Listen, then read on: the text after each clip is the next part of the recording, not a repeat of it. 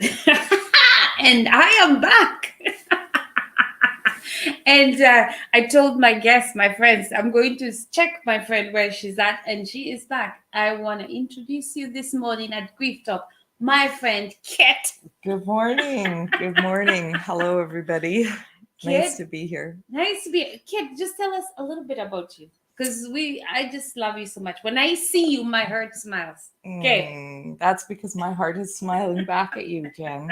I met Jen through a deeply grieving time when my father passed away just over a year ago.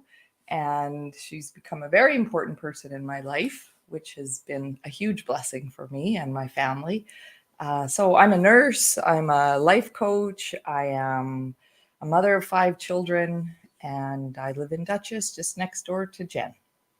That's amazing. And that, like, talk about community and love. And when the heart smiles, I called her. I'm like, hey, my friend Darlene is not here. Could you come on our podcast? Because when I see Kit again, as I said, my heart smiles, and it's because I know she has mastered the art of communication.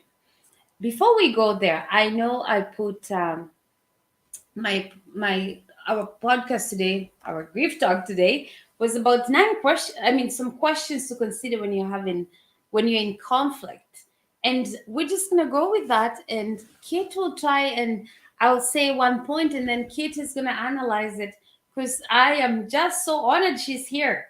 So please grab your coffee, or if you're watching this later, please, this is again, our month is the art of communication. I love it so much, and I'm just honored to have a guest who I just pulled across the street. I'm like, you're coming on. So when we talk about, I told Kit I was preparing about questions to think about or to ponder when you're in conflict, and she had a good question like, what question did you say, Kit? That was so good. Uh, well, so I'm just totally off the cuff here, just so you know. Jen is, has been thinking about this. She's prepared. So you're getting this like straight off the top of my head. So Jen said that we're going to be discussing conflict today. And my first question was, well, how do you know that you're in conflict? Right? So, what are the signs that lead you to believe that you're in conflict? And a second question would be, are you in conflict with the person, or is it about the goals or the outcome that you're going for in the situation? And I think the more you can focus on the situation rather than being in conflict with the person, the easier it's going to be to come to a resolution, because it's not personal. You're just looking at, oh, here's the situation, and how do we resolve it with the best outcome for everybody. Oh my goodness, my friends, please, if you have a friend who needs to listen to this, could you please invite them, because this is going to be magical. This is going to be good. That's so good, Kit. You're right. We need to figure out, how do you even know you're in conflict? So, most times when I think about conflict, as this is the theme of this month, I shared last week, or this whole month I've been sharing. When we talk about conflict, I'm thinking about me. I'm thinking about, oh my goodness, like I am living it. I am feeling it, whether it's conflict with myself, right? Like there's conflict Mm-hmm. of self, there's conflict in relationship. Last week, Darlene shared there's conflict with the world, there's conflict all over. So I love what you're saying is being clear, where's the conflict coming from? Is that what Yeah, you're saying? yeah. What is the issue? And What is the issue? you can resolve the issue better if, instead of like standing hostilely towards each other, if you're actually come side by side and you're actually looking at the issue from your own unique perspectives, and then communicating that. This Mhm. is what I see. This is what the issues are, and these are our possible solutions. And then it's not about, you're blocking me, you're in the way, you're a bad person, you don't understand. Anytime we get going with our fingers and our you statements, that in and of itself is going to create conflict. Love Right? it. Right. I love that. Kid, thank you so much. Please, if you're watching us today, I know this is my second time to come here because today was just a special day. Anyway, if you're watching, tell us your thoughts. Just type it in. Let us know, because remember, Grief Talk is where It's the lessons learned through life and loss. We are not experts on communication. However, we're sharing what we've learned. So the first thing to consider, the first question to ask uh, when in conflict is, what is the single most important issue to resolve, Mhm. which aligns to Mhm. what you're saying. So for example, sometimes I have conflict with self. Okay, I'm here. And so I need the first question that comes that I'm learning to ask myself, what is the single most important issue to resolve? Okay. So Mhm. like this morning I was in conflict with myself, and I'm like, okay, what is the single most important issue to resolve? So when you've experienced conflict, Kit, give us an example. Well, I don't know all your viewers, so like, how vulnerable should I get here? I love that you're bringing up that conflict with yourself, because in many ways, that's actually the root of a lot of our conflict. Is we have a vision for how we want our lives to go, or we want the world to go, and then people are not getting in line with it. And so really sometimes you need to stick to your line, but sometimes you need to go inside and rework maybe what your expectations are, or what your vision of how you think things should go. So an example of personal conflict. Oh, honey, there's This is so from the many. heart. Remember, my guests, we all speak for the heart, not here. Okay. I love So it. I find that a lot of my own personal conflict comes when I attempt to shame myself. When I've done something that seemed right at the time, and later I go back and look at it, and I tend to look at it with a shaming lens. Mm. And that creates conflict inside of me, to be, it feels like I'm pulling myself up on the carpet and giving myself a talking to. And I mean, sometimes that's important, but I consistently have done that in the past. And it's not helpful, because then you create feelings of shame and you're trying to deflect or avoid or whatever. And so I literally have had to come to terms with the voices in my head that are trying to bring me down. Mm. Thank you for sharing that. That's huge. That's huge because all those voices that come, and how do we deal with them? Okay. So let's say the another question that we could just ask is that, how is it important to resolve this conflict? So, Kate, how important is this to resolve? How important is this to resolve this issue of the voices that bring shame in? How important is it? So that's a question that we need to ask. So remember, we're talking about conflict. These are the questions we need to ask when we're in conflict with self, with others, or whatever around us. So, Kate, the example you Yeah. gave was amazing. So, how important is it to resolve for you? I think that conflict creates barriers.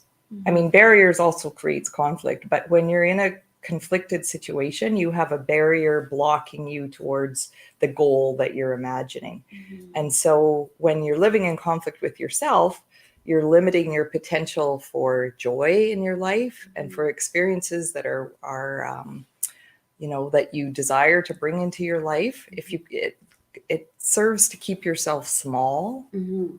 to not fulfill your dreams, because your energy is all tied up in this conflict and feeling defensive even to yourself, Mhm. rather than actually achieving and setting goals and putting your energy into realizing your potential.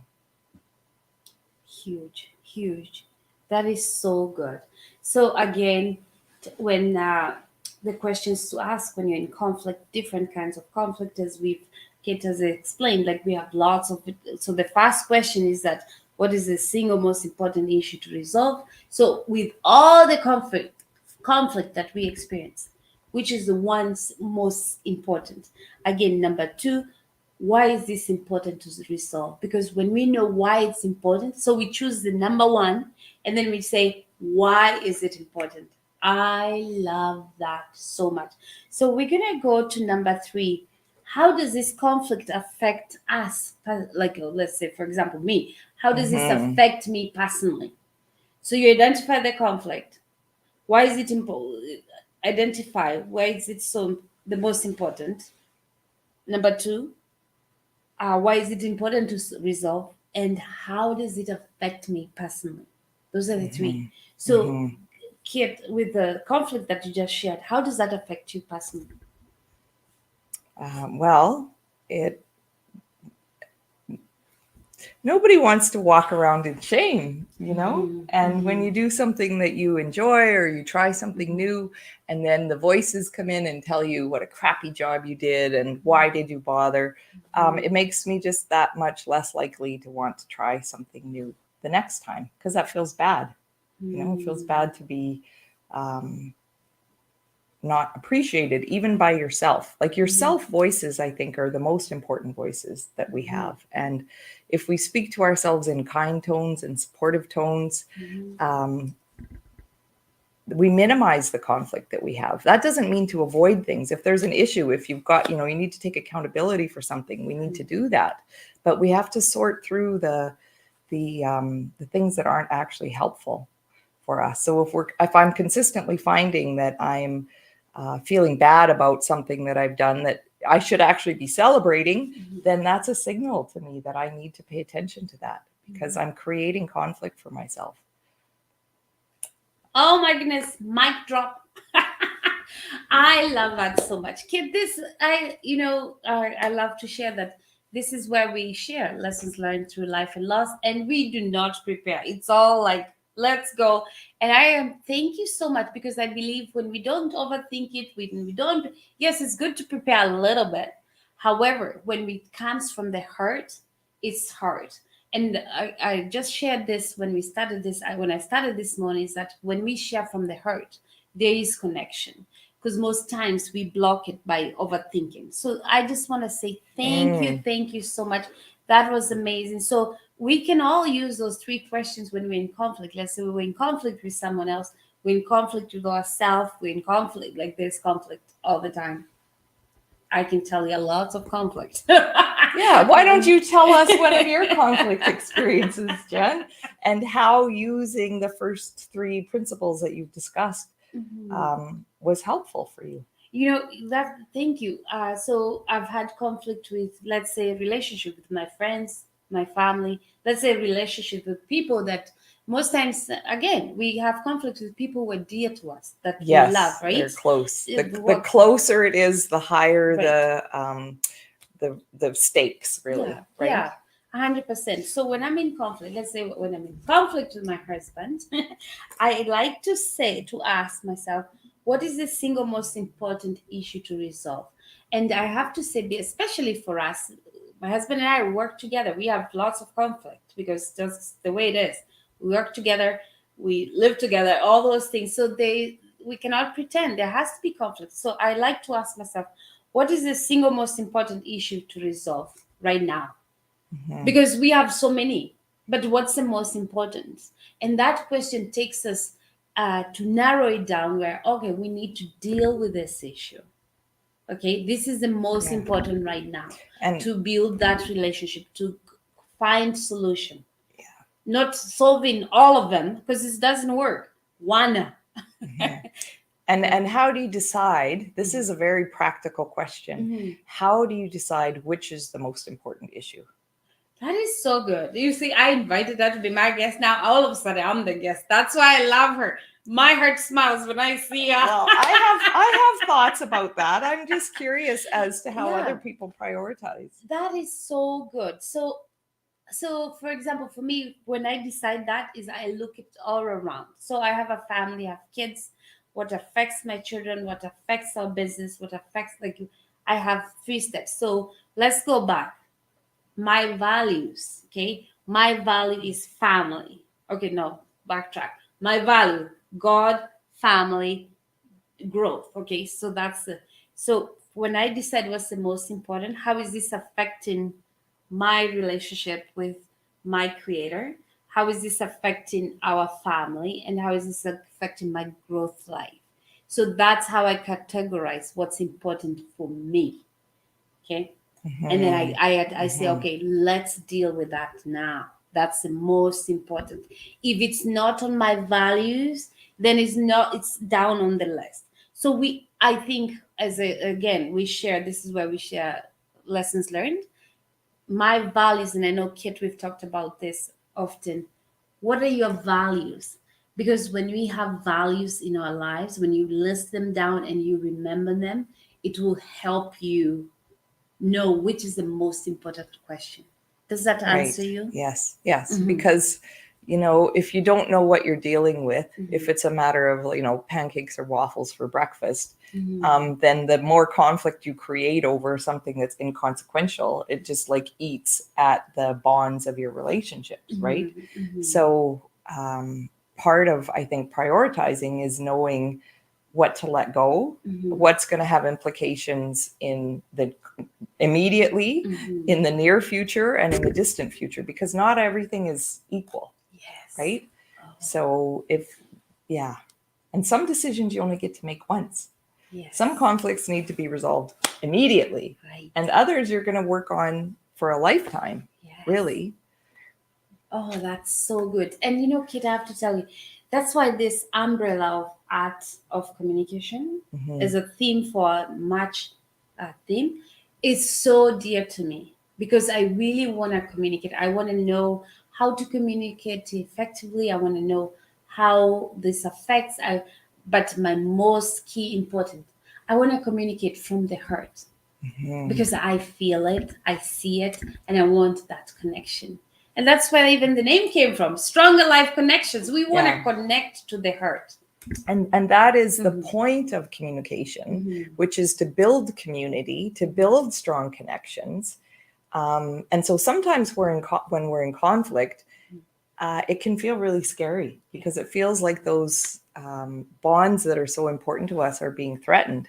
But I would like to suggest, perhaps, Yes, that that's those opportunities are actually strengthening opportunities, because when you work through conflict, that's how you get to know the other people's values, that's how you get to know their goals, that's how you get to know how they understand their relationship with creator.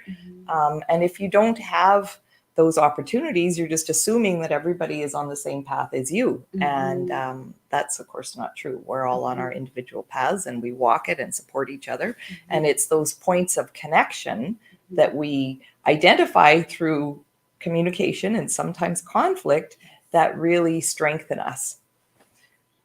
those bonds, I think. I love that so much. So what you say is communication and conflict go together.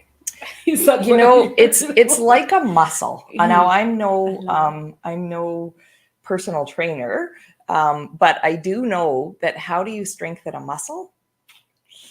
You tear it a little bit. So when you're doing workouts, when you're lifting heavy weights, and your arms or your back are sore the next day, it's because you've had little micro tears in those muscle fibers. But as the muscle repairs itself, guess what? It's stronger.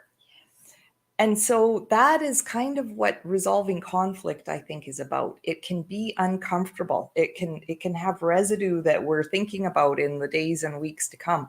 But as we really listen to each other, as we ask those questions, as we practice nonviolent communication to explain ourselves, it's going to result in stronger heart muscles, I think.